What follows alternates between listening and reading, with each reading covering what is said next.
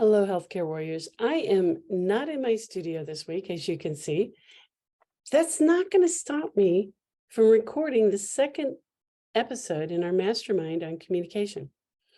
I think it's that important. This one is geared towards CEOs who are having a little difficulty with staffing and with connecting with all of their staff. So if you're the CEO of your hospital or your healthcare organization, then the responsibility for keeping the team together and working well lies with you, right? The buck stops here, so to speak. You carry the title, so it's your responsibility to ensure that all the systems carry out the processes as planned. Does that include ultimately the responsibility for ensuring that all of your teams are properly staffed at all times? It does, doesn't it?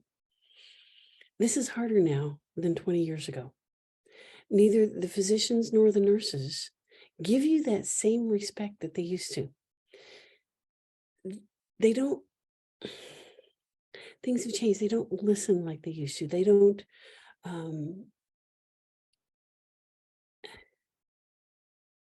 you tell them the plan and the process, and you lay out the system for them, and they don't follow it. They don't respect you just based on your title and your credential like they used to. They don't follow all the rules. They follow the written rules, but they don't follow those unwritten rules of protocol and courtesy and respect. They no longer simply do as they're told. And furthermore, you may have inherited a sticky situation from a previous administrator who had broken trust with a lot of the people in your organization, and that may make it nearly impossible to connect with your team. Am I right? So would you be interested in learning some tips that may make these processes easier or more effective? I got you covered. Nurse staffing has been, difficult all across the country. We all know that 30% of all nurses are leaving the bedside every year, and that next year is projected to be 50% or more. And the numbers are even worse for physicians. And yet it is somehow your responsibility to fix this. How are you managing that? It isn't easy, is it? The answer in the past was to hire traveling nurses at great cost to the organization. And that then bred resentment in the nurses who were loyal and stayed with your hospital or your clinic. And now the risk-benefit ratio of travel nurses is questionable at best. So I think we all agree it's time for a different solution. I'm sure you've done a root cause analysis, and everybody comes up with a different problem, a different cause, or maybe the same 4 or 5 causes. But I believe I know why your staff are leaving. And it isn't necessarily money. It's not your plans or your protocols. It's because they don't feel seen or heard. They feel like nobody's listening to them. Not really. And they also want to be recognized for their expertise, and that isn't happening. And I know you're trying to recognize them. However, you may or may not understand the types of recognition that actually work for them. And it shows in the results you're getting. Now, hear me out, please. Let me have your attention while I just discuss these 2 points: being seen and heard, and getting recognized for your expertise. The first one, being seen and heard. Most of us want to be seen and heard. Some people want the spotlight more than others, but all of us want to feel as if we have a voice in the major decisions that control our lives. Right now, your staff don't feel as if they have that voice. They come into an organization or they come to work and wherever they're working, they're expected to learn the values of the organization, the mission statement, the policies, etc. But nobody learns their values. I'm challenging you to learn to listen to the values behind their words. This type of listening goes beyond listening to answer or listening to understand. We call this listening to value, and there are steps to this. The first step is knowing their code or their core values. And there's a way to do this. I'm going to publish a blog that goes along with this video on my website. And I'm also going to publish this as a newsletter on LinkedIn. And where you get this code, there's going to be a URL link in both the blog and in the newsletter. And you start by learning your own code before you can learn the code of others. And that code's going to contain a set of values. Learn your values before you learn others. And then learn the values of the person sitting across from you and speaking to you.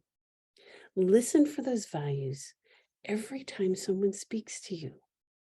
Think of this as a process for understanding their value system. Let me say that again. It is a process for understanding their value system. Understand that this is more important to them than responsibility, rules, or credentials. For most people. Now, there will be some who have a personality like yours, where that's an exception. But for most people, their values don't include responsibility, rules, and credentials as their high values. So think about that. Now sit with this knowledge until you have a deep discernment for what drives your staff. And this will give you insight into how best to show acknowledgement. And I want you to make it a tradition. Sit down and evaluate this quarterly. Sit down and evaluate the core values of your staff quarterly and what that means to them. Okay, some of you right now are thinking, what? Quarterly? That's an odd time for a tradition. No, not really. The first place I ever worked, the first place where I had a perm job was a large multidisciplinary clinic that now has over 120 physicians. And it was tradition for us to get a quarterly bonus. Some places it's a tradition to get an annual bonus. Now think about that clinic's been in business for almost 100 years now. Think about what would happen if you went to a monthly staff meeting at that clinic and told them that you were going to change their bonus from quarterly to annually. I'm thinking those physicians would riot. So, yes, some traditions are annual, but it's okay to have a quarterly tradition. This is important enough for you to consider that. Now, my second point was getting acknowledged for your expertise. If you've done the above steps, then you're already well on your way to understanding this one. Your staff want to be recognized, not just for the sacrifices they're making today, but for the sacrifices they made along the way to get to where they are right now. And for some of them, those sacrifices are greater than for others. Also, different codes want to be acknowledged differently.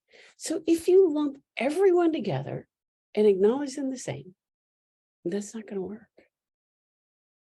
If you acknowledge people who gave 15 years of sacrifices after undergrad, the same as people who gave 3 years of sacrifices after undergrad, these people are going to be offended. And some of you are doing that, and some of you are doing it intentionally, and you're wondering why you have a problem.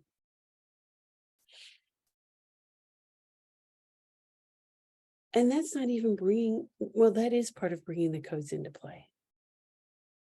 Other codes feel that it's more important to acknowledge the whole team together than to acknowledge one individual.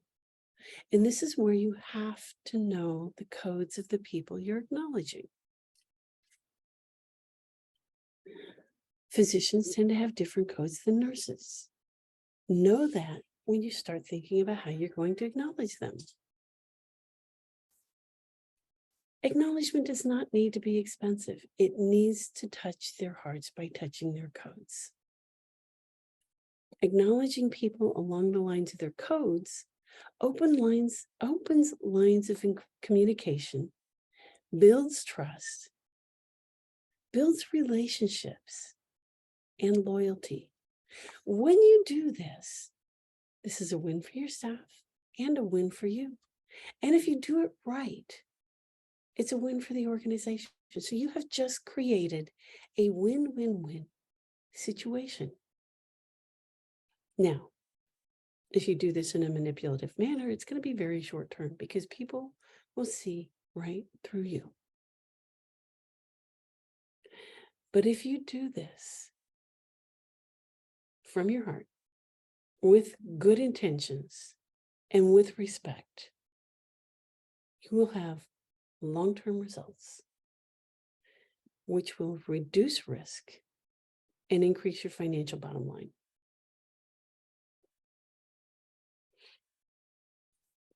I think that's going to probably be less risky than what you're currently doing.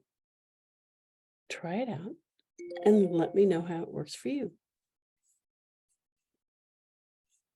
I'm Dr. Nan Nussle, and I'm here to help.